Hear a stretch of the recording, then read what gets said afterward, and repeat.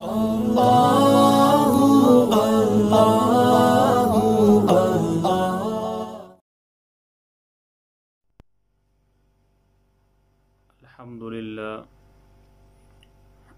لله الذي خلق الإنسان وعلمه البيان وأنزله الفرقان والصلاة والسلام على سيد الإنس والجان أما بعد فأعوذ بالله من الشيطان الرجيم بسم الله الرحمن الرحيم يا أيها الذين آمنوا كتب عليكم الصيام كما كتب على الذين من قبلكم لعلكم تتقون صدق اللہ العظیم۔ میرے محترم عزیز ساتھیوں، بھائیوں، بزرگوں، آپ کو معلوم ہے کہ بدیع الزمان فی دروس رمضان کے زیر اہتمام مختلف عنوانات پر درس قرآن کا سلسلہ جاری ہے۔ آج تیسرا رمضان المبارک ہے۔ آج کی اس نشست میں اہمیت رمضان کے حوالے سے گفتگو کی جائے گی۔ اللہ تعالیٰ قرآن و سنت کے مطابق عرض کرنے کی توفیق عطا فرمائے اور اس کے بعد ہم سب کو اس پہ عمل کرنے کی توفیق عطا فرمائے۔ سب سے پہلے لفظ رمضان کو سمجھے کہ اس کے کیا معنی ہے، کیا وجہ تسمیہ ہے۔ تو رمضان رمض سے مشتق ہے، جس کا معنی المنجد میں لکھا ہوا ہے گرم ہونا اور تیز دھوپ سے پاؤں کا جلنا، یعنی رمضان کا معنی ہو گیا کہ تیز دھوپ سے پاؤں کا جلنا۔ تو رمضان کو بھی رمضان اس وجہ سے کہتے ہیں کیونکہ اس کے آنے کی وجہ سے انسان کے جتنے گناہ ہیں وہ جل کر راکھ ہو جاتے ہیں، ختم ہو جاتے ہیں، اور یہ بالکل گناہ کبیرہ صغیرہ سے پاک اور صاف ہو جاتا ہے۔ اسی طرح مولا علی قاری رحمۃ اللہ علیہ وہ فرماتے ہیں کہ رمضان رمضان کے لفظ سے لیا گیا ہے، جس کے معنی ہے سخت گرم زمین۔ تو رمض کا معنی ہے سخت گرم ہوا، اور رمضان کا نام اس لیے رکھا گیا ہے کہ جب عرب والوں نے اس کے نام رکھے، مختلف مہینوں کے مختلف نام رکھے، تو اس وقت اس ماہ میں بہت زیادہ سخت گرمی تھی، تو اس لحاظ سے اس کا نام رمضان رکھ دیا گیا۔ اسی طرح علامہ زمخشری رحمۃ اللہ علیہ وہ فرماتے ہیں کہ رمضان کے اصلی معنی سخت گرمی میں جلنا اور تکلیف برداشت کرنا ہے۔ تو اس کی وجہ تسمیہ یہ ہے کہ اس ماہ میں روزہ رکھنا اور بھوک کی گرمی برداشت کرنا، اس وجہ سے اس کا نام رمضان رکھ دیا گیا ہے۔ پھر محب سبحانی پیران پیر حضرت شاہ عبد القادر جیلانی رحمۃ اللہ علیہ غنیۃ الطالبین میں ارشاد فرماتے ہیں کہ رمضان، اس کے حروف میں اگر ہم غور کریں تو یہ رمضان، اس کے را میم ضاد الف نون، یہ 5 حروف کا مجموعہ ہے، اور سٹارٹ میں جو را ہے اس کا معنی ہے رضوان اللہ۔ الرا رضوان اللہ، والمیم محابت اللہ، والزاد زمان اللہ، والالف الفت اللہ، والنون نور اللہ، فهو شهر رضوان ومحابة وزمان وألفة ونور، یعنی را سے مراد رضا الہی، میم سے مراد محبت الہی، ضا سے مراد ضمانت الہی، الف سے مراد الفت الہی، نون سے مراد نور الہی۔ لہذا یہ مہینہ اللہ تعالیٰ کی رضامندی، محبت، ضمانت، الفت اور نور کا مہینہ ہے۔ تو رمضان کے آنے سے یہ تمام فضائل انسان کو نصیب ہو جاتے ہیں۔ اب رمضان کو اتنے فضائل کیوں مل گئے؟ اس وجہ سے کہ اللہ رب العزت نے رمضان مبارک کی پہلی یا تیسری تاریخ کو سیدنا ابراہیم جد انبیاء علیہم الصلاۃ پر صحیفے نازل فرمائے، جو کہ تعداد میں 10 تھے۔ صحف ابراہیم کے 700 سال کے بعد رمضان کی 6 تاریخ کو سیدنا موسیٰ کلیم اللہ علیہ السلام پر تورات نازل فرمائی۔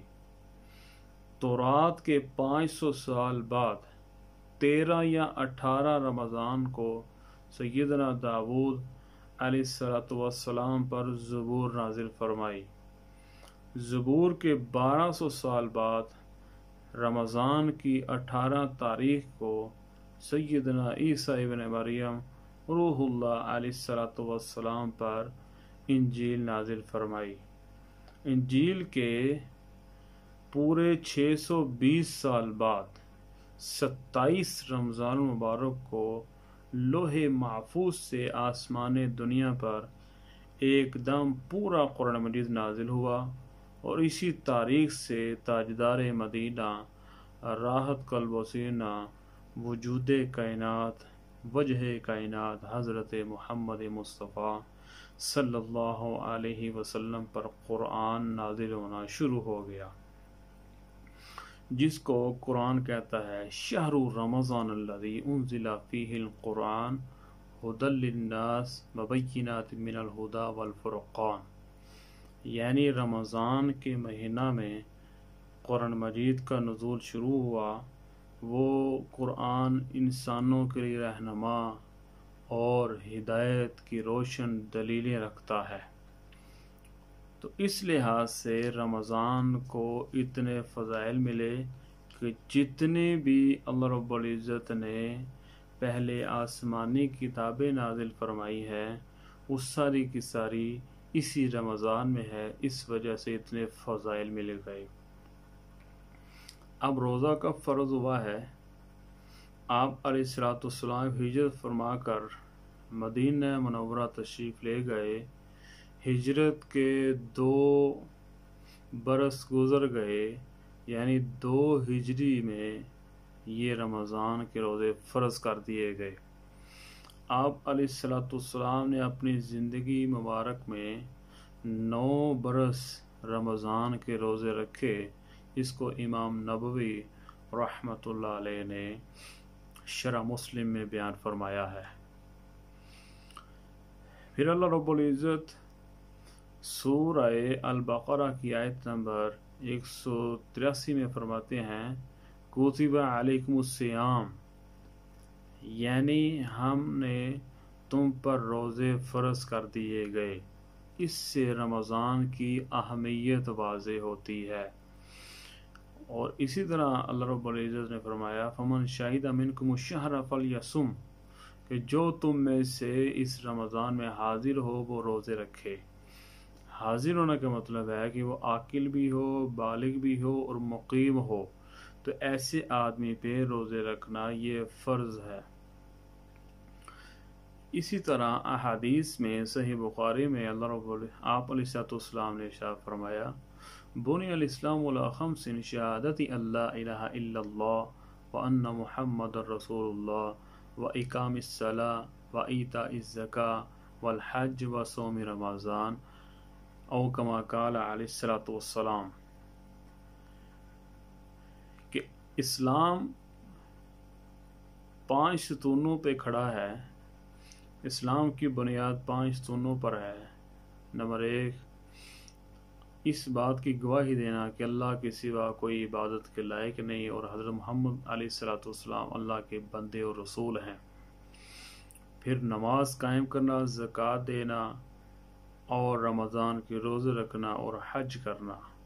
تو روزہ یہ دین اسلام کے ارکان میں سے چوتھا رکن ہے۔ اس سے بھی رمضان کی فرضیت و اہمیت واضح ہوتی ہے۔ ہم احادیث کو پڑھتے ہیں تو اس میں مختلف فضائل سے بھی روزے کی اہمیت واضح ہوتی ہے۔ ایک روایت میں ہے، آپ علیہ السلام نے ارشاد فرمایا، ابتدائے سال سے ہی جنت کو آراستہ کیا جاتا ہے، خوشبوئیں اس میں اس کی دھونی دی جاتی ہے۔ جو ہی پہلا دن رمضان کا ہوتا ہے ایک ہوا چلتی ہے تو حور عین وہ اپنے حجروں سے نکل کے باہر آتی ہیں اور وہ پوچھتی ہیں، یا باری تعالی ہمارے شوہروں سے ہمیں ملا دیجئے تاکہ وہ ہم ان سے ٹھنڈک حاصل کریں اور وہ ہم سے ٹھنڈک حاصل کریں۔ اسی طرح جنت کے 8 دروازے ہیں۔ ایک دروازے کا نام ہے الریان، اس میں سے صرف روزہ دار ہی گزریں گے۔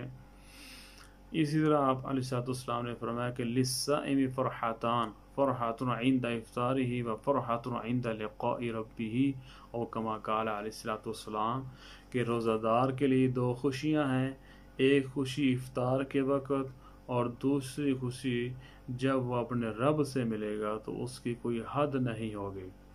اسی طرح آپ علیہ السلام نے فرمایا کہ یہ جو رمضان ہے اولہ رحمہ، اس کا جو پہلا عشرہ ہے وہ سراپاہ رحمت ہے، وأوسطہ مغفرہ، اور اس کا جو درمیانہ عشرہ ہے وہ مغفرت کا عشرہ ہے، وآخرہ عتق من النار، اور جو آخری عشرہ ہے وہ جہنم سے چھٹکارے کا عشرہ ہے۔ تو اس سے بھی اس کی اہمیت واضح ہوتی ہے۔ اسی طرح آپ علیہ السلام نے ارشاد فرمایا کہ جو آدمی روزہ رکھتا ہے اس کا ثواب اللہ کے سوا کوئی بھی نہیں جانتا، یعنی یہ خاموشی کی عبادت ہے تو لہذا اس کا ثواب بھی اللہ ہی جانتے ہیں کہ کتنا ہم نے دینا ہے۔ پھر افطاری کے وقت میں ایک دعا ضرور قبول ہوتی ہے روزہ دار کی، اس وجہ سے بھی روزے کی اہمیت واضح ہوتی ہے۔